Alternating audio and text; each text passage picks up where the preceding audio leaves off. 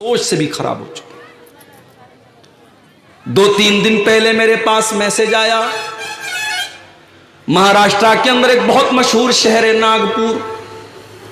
ناگپور میں صوفیہ نام کی مسلمان لڑکی شادی کر رہی ہے بھونیشور نام کے غیر مسلم لڑکے کے ساتھ۔ لڑکی کا نام صوفیہ ہے، لڑکے کا نام بھونیشور ہے۔ لڑکی مسلمان گھر کی، لڑکا غیر مسلم گھر کا، ہندو گھر کا۔ شادی کا کارڈ چھپ رہا ہے اور شادی کے کارڈ پر باقاعدہ ہندو ریتی رواج سے ویواہ کی بات کہی گئی ہے اور اوپر اوم گڑیشائے نمہ بھی لکھا ہوا ہے۔ میرے پیارے ساتھیوں، اگر آپ کی مسلمان لڑکی اپنے گھر سے بھاگ کر کے کسی غیر مسلم کے ساتھ شادی کر رہی ہے اور پھر اس کے دھرم کو سویکار کر رہی ہے اور اسلام کو تیاگ رہی ہے، اسلام کو چھوڑ رہی ہے، تو کیا یہ پوری قوم کے لیے سوچنے کا مقام نہیں ہے؟ کیا یہ چلو بھر پانی میں ڈوب مرنے کا مقام نہیں ہے؟ ہمیں اور آپ کو اس پر بھی غور کرنے کی ضرورت ہے کہ ہم اپنی بیٹیوں کو اس لائق بھی نہیں بنا سکے۔ ہم نے اپنی لڑکیوں کو گریجویشن کرا دیا، ہم نے کالج میں پڑھایا، ہم نے یونیورسٹیز میں پڑھایا، ہم نے اس کو بڑی اعلیٰ تعلیم تو دلائی، مگر ہم نے اس کو دین کے نام پر کیا سکھایا؟ ہم نے بہت بڑا اگر ہم نے تیر مار لیا، ہم نے کسی حافظ صاحب کو پکڑ لیا، کسی مولوی صاحب کو پکڑ لیا، مولوی صاحب میری بیٹی کو قرآن پڑھا دیجئے، مولوی صاحب 1 گھنٹے کی ٹیوشن کرنے لگے اور آپ کی بیٹی کو قرآن انہوں نے پڑھا دیا۔ آپ کی بیٹی نے قرآن کو پڑھا تو، لیکن رٹو طوطے کی طرح آپ کی بیٹی نے قرآن کو پڑھا، اسے قرآن کی کسی آیت کا مطلب نہیں آتا، اس نے قرآن کو کبھی سمجھا ہی نہیں، اس نے قرآن کو کبھی جانا ہی نہیں، اس نے رٹو طوطے کی طرح قرآن پڑھ تو لیا، مگر قرآن میں پردے کا حکم دیا گیا، یہ آپ کی بیٹی کو معلوم نہیں۔ قرآن میں نظروں کو جھکانے کا حکم دیا گیا، یہ آپ کی بیٹی کو معلوم نہیں۔ قرآن میں زنا کو دنیا کا بہت بڑا گناہ کہا گیا، آپ کی بیٹی کو معلوم نہیں۔ قرآن میں اپنی شرمگاہ کی حفاظت کرنے کا حکم دیا گیا، آپ کی بیٹی نے کبھی پڑھا ہی نہیں۔ قرآن میں یہ کہا گیا کہ جب تم گھر سے نکلو تو اپنے آپ کو پردے میں، اپنے آپ کو حجاب میں، اپنے آپ کو برقعے میں تم چھپا کر کے نکلو، آپ کی بیٹی کو یہ بتانے والا کوئی نہیں ہے۔ کیا اللہ کل قیامت کے دن ہمیں پکڑے گا نہیں میرے بھائی؟ کیا آپ نے اپنے بچوں کی تربیت کیا کی؟ آپ نے اپنی بیٹیوں کو پڑھایا تو کتنا پڑھایا؟ ارے ہمارے یہاں تو پھر بھی چلو غنیمت ہے، مسجدوں میں عورتوں کا انتظام ہے۔ یہاں کسی نے بتایا کہ پوری مسجد میں 5 ٹائم عورتیں آتی ہیں، بہت اچھی بات ہے۔ 5 ٹائم آپ کے گھر کی عورتیں مسجد میں آئیں یا نہ آئیں وہ اتنا امپورٹنٹ نہیں ہے، لیکن ہفتے میں جب جمعہ کی نماز ہوتی ہے اور امام صاحب بڑی محنت کر کے آدھا گھنٹہ کی تقریر کرتے ہیں، خطبہ دیتے ہیں اور اسلام کی باتیں بتاتے ہیں، قرآن کی باتیں بتاتے ہیں، میرے بھائی آپ کوشش کیجئے کہ آپ کی مسجد میں عورتوں کے لیے کم سے کم جمعہ کے دن ضرور انتظام ہونا چاہیے، تاکہ ہفتے کے ایک دن کم سے کم آپ کے گھر کی عورتیں اسلام کی باتوں کو سمجھ سکیں۔ سال میں ایک جلسہ کرا لینے سے آپ کی بیٹی اور آپ کے گھر کی عورتیں دین کو نہیں سمجھ سکتی۔ آج کتنی عورتیں ہیں، اگر میں پوچھنا شروع کر دوں کہ تم کو نہانے کا اسلامی طریقہ آتا ہے تو کتنی عورتوں کو اسلامی طریقہ نہیں آتا، غسل کرنے کا، نہانے کا طریقہ نہیں آتا۔ کتنی عورتوں کو معلوم ہی نہیں کہ وہ کب پاک ہوتی ہیں کب ناپاک ہوتی ہیں۔ پاکی اور ناپاکی کا مسئلہ ہو، نماز کا مسئلہ ہو، طہارت کا مسئلہ ہو، عقیدے کا مسئلہ ہو، آج ہمارے گھر کی عورتوں کو میرے بھائیوں کوئی بتانے والا نہیں۔ بیمار دوائی کھاتا نہیں، بدنام طبیب کا نام ہوا۔ بیمار دوائی کھاتا نہیں، بدنام طبیب کا نام ہوا۔ ہوئے کام برے تو مسلمان سے، بدنام بیچارہ اسلام ہوا۔ جب آپ نے اپنی بیٹیوں کو اسلام سکھایا ہی نہیں تو اگر آپ کے گھر کی کوئی صوفیہ کسی بھونیشور کے ساتھ شادی کر رہی ہے تو میرے بھائی اس میں آشچर्य کی کیا بات ہے، اس میں حیرت کی کیا بات ہے؟ آپ کی بیٹی کو کسی نے بتایا ہی نہیں کہ ایمان کتنی بڑی دولت ہے۔ ارے یہ ایمان تو اتنی بڑی دولت ہے، حضرت سمیہ کو تو دیکھو، او میری پیاری ماں بہنوں، کاش کہ آپ کو کوئی سمیہ کے بارے میں بتانے والا ملتا۔ سمیہ تو وہ ہے کہ اس کے شوہر کے سامنے، اس کے جوان بیٹے کے سامنے ابو جہل کہتا ہے کہ اے سمیہ، تو نے اگر اسلام کو نہیں چھوڑا، تو نے محمد کے دین کو نہیں چھوڑا، اے سمیہ میں تجھے ننگا کر دوں گا، تیرے بدن سے کپڑے اتار دوں گا۔ سامنے جوان بیٹا ہے، اوہو ماں کے لیے کتنی شرم کی بات ہے، ماں کے لیے کتنی غیرت کی بات ہے، اس کے جوان بیٹے کے سامنے اس کو بے لباس کر دیا جائے۔ مگر سمیہ کو پتا تھا آج دنیا میں یہ حالات اگر میں نے دیکھ لیے، لیکن اپنے ایمان کو بچا لیا، اپنی توحید کو بچا لیا، اپنے دین کو بچا لیا، تو کل قیامت کے دن میں کامیاب ہو جاؤں گی۔ سمیہ کے بدن سے کپڑے اتار لیے گئے۔ بڑی بے دردی سے، بڑی بے شرمی سے حضرت سمیہ کو ابو جہل نے ان کے شوہر کے سامنے، ان کے جوان بیٹے کے سامنے شہید کر ڈالا۔ مگر سمیہ نے اپنے دین سے سمجھوتا نہ کیا، اپنے توحید سے سمجھوتا نہ کیا، اپنے اسلام کو چھوڑنا گوارا نہ کیا۔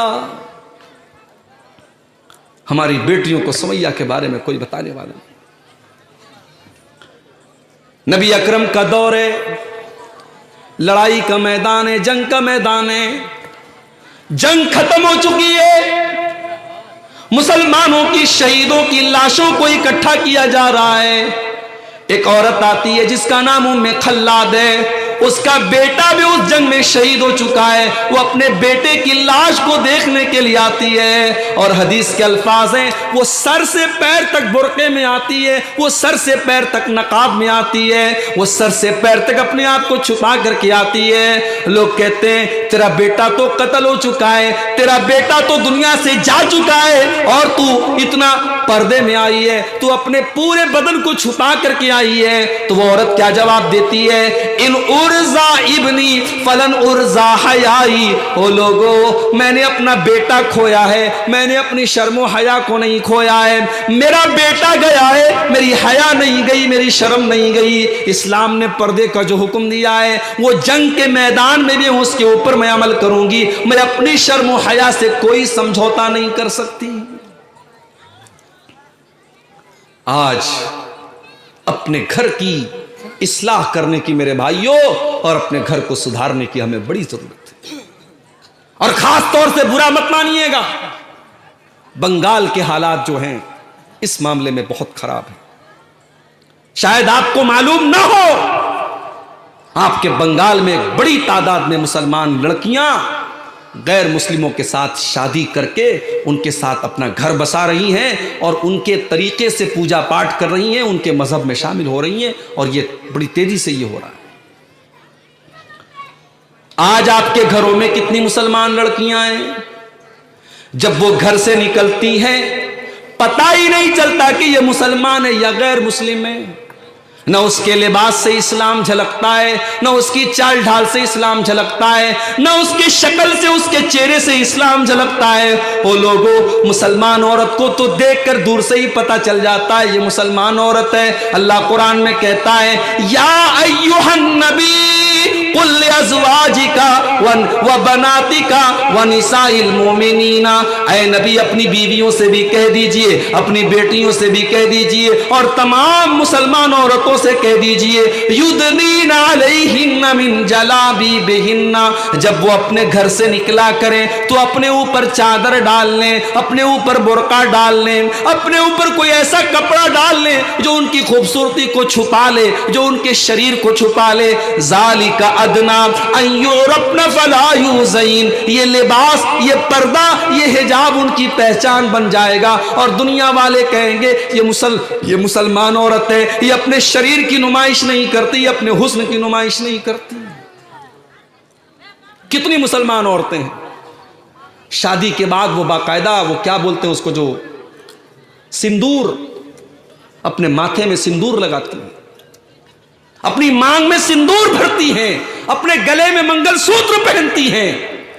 کیا آپ کو معلوم نہیں ہے کہ اگر کوئی چیز کسی مذہب کا، کسی دھرم کا ایک عمل ہو جائے جس سے اس مذہب کی پہچان جڑی ہو، تو پھر اس کو زیور کے طور پر بھی آپ کو نہیں پہننا چاہیے۔ مثال کے طور پر منگل سوتر ہمارے ہندو بھائیوں کے یہاں شادی شدہ عورت کے لیے اس کے سہاگ کی ایک نشانی ہوتی ہے، اور وہ منگل سوتر کو اتنا قیمتی سمجھا جاتا ہے کہ 1 منٹ کے لیے بھی عورت اپنے گلے سے منگل سوتر نہیں اتارتی ہے۔ تو عورت گلے میں ہار پہن سکتی ہے، لاکٹ پہن سکتی ہے، لیکن اگر مسلمان عورت منگل سوتر پہنتی ہے، اس کا مطلب یہ ہوا کہ وہ اس مذہب کی ایک پہچان والی چیز، ہندو دھرم کی ایک ایسی چیز جو اس مذہب کے ساتھ جڑی ہے، اس کو وہ اپنے گلے میں پہن کر کے چل رہی ہے۔ اور اللہ کے پیارے نبی نے فرمایا من تشبہ بقوم فہو منہم، جو کسی دوسرے مذہب اور کسی دوسری قوم کے طریقے پر چلے گا وہ قیامت کے دن اسی کے ساتھ اٹھایا جائے۔ کیا آپ کو معلوم نہیں ہے کہ مانگ میں سندور بھرنا یہ بھی ہندو مذہب کی ایک نشانی ہے؟ کتنی مسلمان عورتیں، ہماری مسلمان عورتیں سندور لگاتی ہیں، ماتھے پر بندیا جو لگاتی ہیں، اس بندیا کو بھی لگانے سے پرہیز کرنا چاہیے، بچنا چاہیے۔ آپ کے اسی بنگال میں ہم نے یہ بھی سنا اور دیکھا، شادی کے پہلے ایک رسم ہوتی ہے ہلدی کی رسم۔ اب بڑی تیزی سے یہ سب چیزیں بڑھ رہی ہیں، ہلدی کی رسم ہوتی ہے۔ چلو ہلدی، اب یہ بھی ایک سوال ہے کہ ہلدی کیوں لگائی جاتی ہے؟ ایک دن میں انٹرنیٹ پر سرچ کر رہا تھا کہ شادی کے موقع پر ہمارے بھارت میں ہلدی کیوں لگائی جاتی ہے، تو پتہ لگا کہ ہلدی کا بھی تعلق مذہب سے ہے۔ اس کو بھی ہندو دھرم کی کے اندر ایک بڑی مانتا دی گئی ہے کہ اگر ہلدی لگا لی جائے تو پھر عورت، شوہر اور بیوی کا جو رشتہ ہے، پتی پتنی کا جو رشتہ ہے، اس پہ کسی کی نظر نہیں لگے گی۔ ہلدی کے لگانے سے اس کے اندر برکت پیدا ہوگی۔ اب ظاہر ہے اگر اس لحاظ سے دیکھا جائے تو ہلدی لگانا بھی ٹھیک نہیں، حالانکہ ہلدی کے اندر میڈیکل پوائنٹ آف ویو سے اینٹی سیپٹک ہے ہلدی لگانے سے شریر اور بدن میں فائدہ ہوتا ہے۔ چلو اگر ہم دوا کے طور پہ، علاج کے طور پہ، شادی ہو رہی ہے لڑکی کی، وہ اپنے بدن پہ ہلدی لگا رہی ہے، چلو اس لحاظ سے اگر ہم اس کو صحیح بھی کہہ دیں، لیکن اس کا باقاعدہ ایک فنکشن کرنا، ہلدی کے نام پہ پوری پارٹی ہو رہی ہے، سارے گھر کی لڑکیاں پیلے پیلے کپڑے پہن رہی ہیں، سارے گھر کے لڑکے پیلے پیلے کپڑے پہن رہے ہیں، باقاعدہ دعوت کا اہتمام کیا جا رہا ہے۔ یہ کیا ہو رہا ہے میرے پیارے بھائیوں؟ کیا اسلام اس بات کی اجازت دیتا ہے؟ یہ تو غیر مسلموں کا طریقہ ہے، یہ تو غیر مسلموں کا کلچر ہے، اسلام کے اندر اس کی کوئی اجازت نہیں ہے۔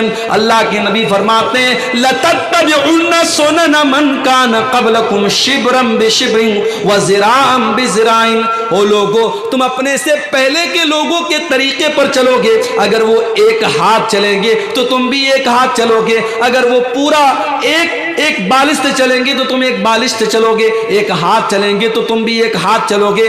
حَتَّى لَوْ دَخَلُوا جُحْرَ ذَبٍّ، اگر تم سے پہلے کے لوگ کسی جانور کے بل میں چلے جائیں گے تو تم بھی اس کے بل میں چلے جاؤ گے، پہلے کے لوگوں کے طریقے پر تم چلو گے۔ صحابہ نے پوچھا اے اللہ کے نبی، پہلے کے لوگوں سے کون لوگ مراد ہیں؟ کیا یہودی اور عیسائی مراد ہیں؟ اللہ کے نبی نے فرمایا کہ اور کون مراد ہیں؟ تو آج مسلمان یہودیوں اور عیسائیوں کے ساتھ ساتھ اس ملک میں ہندو بھائیوں کے ساتھ رہتے رہتے ان کے کلچر کو اپنا رہا ہے، اور آج ہمارے شادی بیاہ میں بہت ساری چیزیں ان کے یہاں کی ہو رہی ہیں۔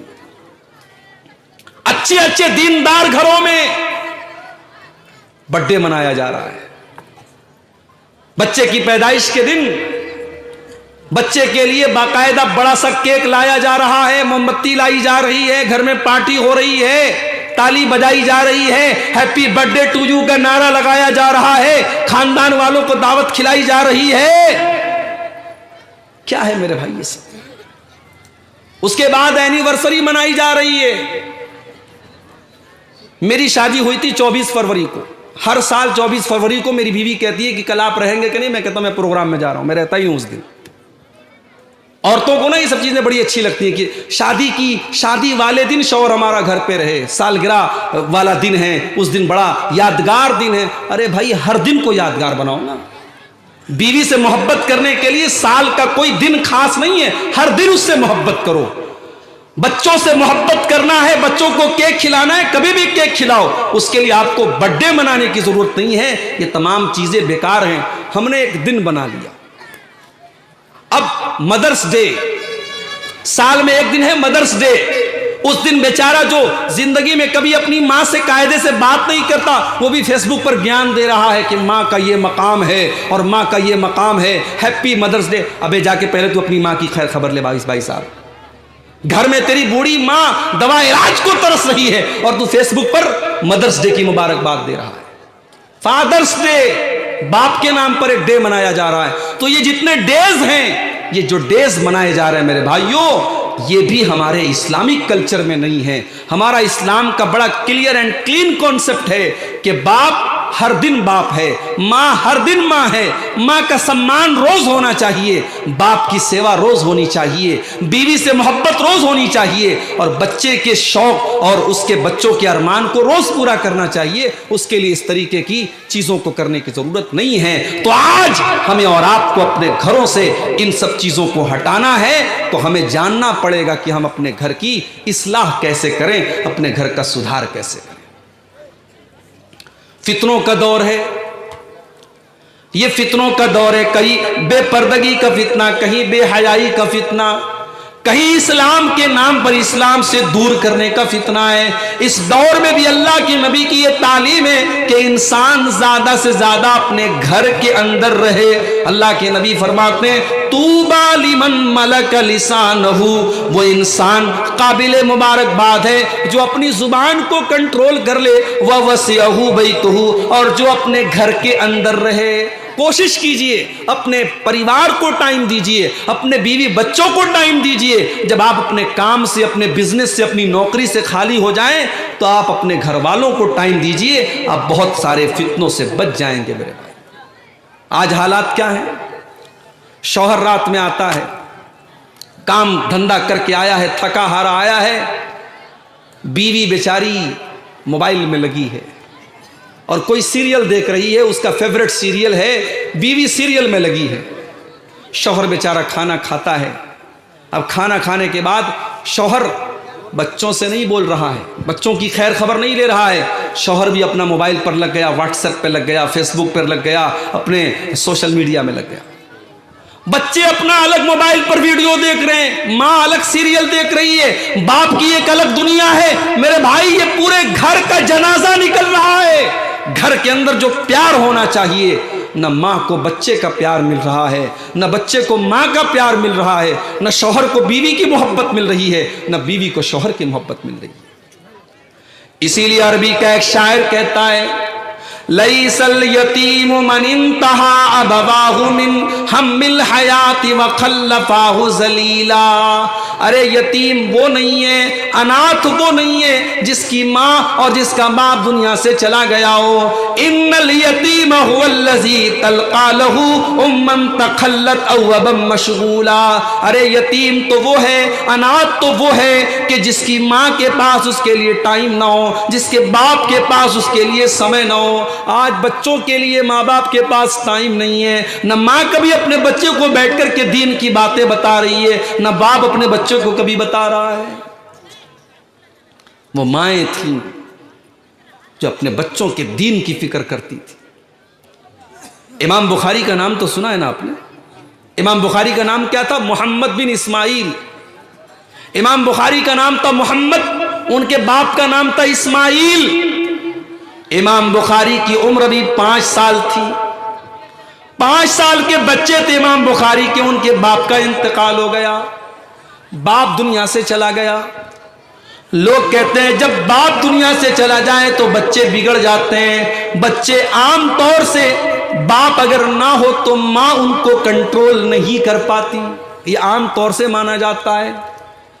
इमाम बुखारी की माँ ने अपने बच्चे को माँ का भी प्यार दिया और बाप का भी प्यार दिया। बाप के मरने के बाद उन्होंने बाप की कमी नहीं खलने दी। इमाम बुखारी बड़े हो रहे हैं, माँ का सपना है मेरा बेटा बड़ा होकर के नबी की हदीसों का आलिम बने, मेरा बेटा बड़ा होकर के कुरान का हाफिज बने, कुरान का आलिम बने। ओ मेरी प्यारी माँ बहनों, آج ایسے بھی مائیں کیوں نہیں ہیں سماج میں جو اپنے بچوں کو اللہ کے دین کا خادم بنانے کا سپنا دیکھیں؟ آج ماؤں کا سپنا ہوتا ہے میرا بیٹا ڈاکٹر بنے، میرا بیٹا انجینئر بنے، میرا بیٹا ٹیچر بنے۔ ایسی مائیں کہاں چلی گئی جو امام بخاری کی ماں کی طرح یہ سپنا دیکھیں کاش کہ میرا بیٹا نبی کے قرآن، نبی کی حدیثوں کا حافظ بنے، قرآن کا حافظ بنے، قرآن کا عالم بنے، وہ دنیا کو قرآن کا میسج سنائے، وہ دنیا کو اسلام کا میسج سنائے، وہ ایک اچھا مسلمان بنے اور دوسروں کو اچھا بنائے۔ ایسا سپنا دیکھنے والی مائیں آج دنیا سے ختم ہو گئی میری بھائی، میرے بھاؤ۔ امام بخاری کی ماں اپنے بچے کی تربیت کر رہی ہے۔ امام بخاری بیمار ہو گئے، ایک مرتبہ امام بخاری بیمار ہو گئے اور اتنے بیمار ہو گئے کہ اس بیماری میں ان کی آنکھوں کی روشنی چلی گئی۔ امام بخاری اندھے ہو گئے، ان کی آنکھوں کی روشنی چلی گئی۔ امام بخاری کی ماں کو بڑا دکھ ہوا، اور اللہ کی نیک بندی اللہ کی بارگاہ میں رات میں تہجد پڑھتی ہے اور اللہ کی بارگاہ میں دعا کرتی ہے، اے اللہ میں نے اپنے بچے کو قرآن کا عالم بنانے کا سپنا دیکھا ہے، اے اللہ میں نے اپنے بچے کو تیرے نبی کی حدیثوں کا عالم بنانے کا سپنا دیکھا ہے، اے اللہ میرے بچے کی آنکھوں کی روشنی چلی گئی ہے، اے اللہ اب میرا بچہ قرآن کو کیسے پڑھے گا، اب یہ حدیثوں کو کیسے پڑھے گا، اے اللہ میرے بچے کی روشنی کو لوٹا دے، میرے بچے کی آنکھوں کو لوٹا دے۔ امام بخاری کی ماں راتوں کو رو رو کر کے یہ دعا کرتی ہے، اور کہتے ہیں کہ جب ماں اپنے بچے کے لیے دعا کرتی ہے، اللہ کے رسول کی حدیث ہے کہ جب والدین کی دعا، ماں باپ کی دعا بچے کے حق میں قبول ہوتی ہے، اللہ تعالیٰ ماں باپ کی دعا کو کبھی لوٹاتا نہیں ہے۔ اگر ماں کے منہ سے نکل گیا بیٹے کے لیے کوئی دعا نکل گئی تو اللہ ضرور اس دعا کو پورا کرتا ہے۔ اسی لیے ماؤں کو کبھی بچوں کو بد دعا نہیں کرنا چاہیے، ہمیشہ بچوں کے لیے اچھی دعا کرنی چاہیے۔ امام بخاری کی ماں نے اتنی دعا کی، اتنا روتی رہی اللہ کی بارگاہ میں کہ رات میں جب وہ سو جاتی ہیں تو ان کے سپنے میں، ان کے خواب میں حضرت ابراہیم علیہ السلام آتے ہیں، اور ابراہیم علیہ السلام آ کر کے کہتے ہیں، اے امام بخاری کی ماں تو اتنا روئی ہے اور تو نے اللہ سے اتنی دعا کی ہے کہ رد اللہ علی ابن کے بصرہ، اللہ تعالیٰ نے تیرے بچے کے آنکھوں کی روشنی کو لوٹا دیا ہے، جا کر کے تو دیکھ لے تیرے بچے کی آنکھیں صحیح ہو چکی ہیں، تیرا بچہ دوبارہ دیکھنے لگا ہے۔ امام بخاری کی ماں کی نیند کھلی اور جا کر کے جب انہوں نے دیکھا تو ان کے بچے کی آنکھوں کی روشنی آ چکی تھی، ان کا بچہ بالکل ٹھیک ہو چکا تھا۔ تو یہ ہوتی ہے میرے پیارے بھائیوں ایک دیندار ماں کہاں سے آئے گی؟ آج آپ کے گھر میں دین کہاں سے آئے گا؟ میری مائیں اور بہنیں جو یہاں آئی ہیں برا نہ مانے، آج جب آپ اپنے بچے کے لیے دلہن دیکھنے جاتی ہیں اور آپ اپنے گھر کے لیے جب بہو دیکھنے جاتی ہیں تو ایمانداری سے بتائیے گا کہ آپ سامنے والے کے اندر کیا چیز دیکھتے ہیں۔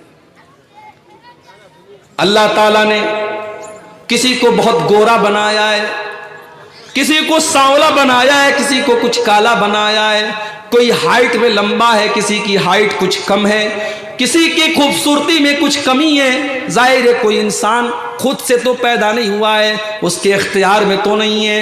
کتنی عورتیں آج جب وہ رشتہ دیکھنے جاتی ہیں، لڑکی نیک ہوتی ہے، لڑکی دیندار ہوتی ہے، لڑکی پڑھی لکھی ہوتی ہے، لیکن وہ یہ کہہ کے رشتہ ٹھکرا دیتی ہیں لڑکی تو بہت اچھی تھی لیکن اس کی ہائٹ تھوڑی کم تھی۔ صرف ہائٹ کی بنیاد پر کتنے رشتے ریجیکٹ ہو جاتے ہیں۔ لڑکی بہت اچھی تھی، رشتہ بہت اچھا تھا، لیکن لڑکی کے باپ کا مکان اچھا نہیں لگ رہا تھا، گھر اچھا نہیں لگ رہا تھا۔ لڑکی بہت اچھی ہے لیکن اس کے ماتھے پر، اس کے گال پر ایک بڑا سا تل ہے جو اچھا نہیں لگ رہا ہے۔ وہ میری پیاری ماں بہنوں، انسان اپنے اختیار سے تو نہیں پیدا ہوا ہے۔ اگر اس کے اندر تھوڑی بہت کوئی کمی ہے اور اس کا اخلاق اچھا ہے، اس کے اندر دینداری ہے، وہ پڑھی لکھی ہے، تو اس رشتے کو ریجیکٹ کرنے کی کیا وجہ ہے؟